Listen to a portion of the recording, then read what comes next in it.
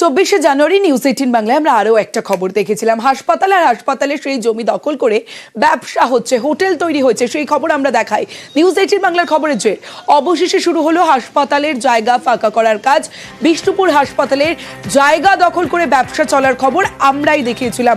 দেবব্রত রয়েছে আমার সঙ্গে। দেবব্রত, খবরের পর তৎপরতা প্রশাসনের।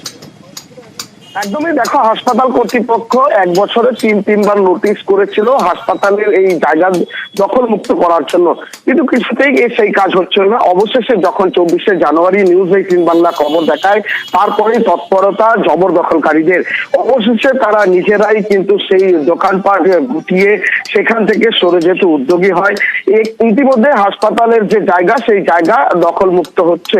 হাসপাতালে ঢোকার জন্য সংকীর্ণ রাস্তা ছিল, সেই রাস্তা চওড়া করার জন্যই হাসপাতাল কর্তৃপক্ষের এই উদ্যোগ। অবশেষে হাসপাতাল কর্তৃপক্ষের পক্ষ থেকে জানানো হচ্ছে যে এবার তবে বড় রাস্তা করা হবে, তোরণ করা হবে।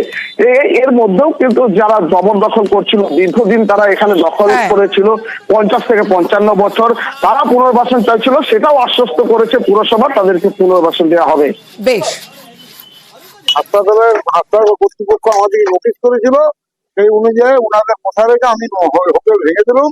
প্রশাসন আমাদের পাশে আছে, পৌরসভা আমাদের পাশে আছে, আমাদের আশ্বাস দিয়েছে যে কোনো জায়গায় আমার ব্যবস্থা করে দিই পুনর্বাসন। আজকে কি ভাঙার কাজ চলছে না? হ্যাঁ, ভাঙার কাজ চলছে। তো ওনাদেরই আমি ধন্যবাদ জানাবো যে ওনাদের আমরা বোঝাতে পেরেছি যে ওনারা যে জায়গাটা দখল করে রেখেছিলেন সেই জায়গাটা হচ্ছে আর বৃহত্তর স্বার্থে কাজে লাগবে, সেই স্বার্থের মধ্যে ওনারাও আছে। এবার কি করে রাস্তা তৈরি হবে?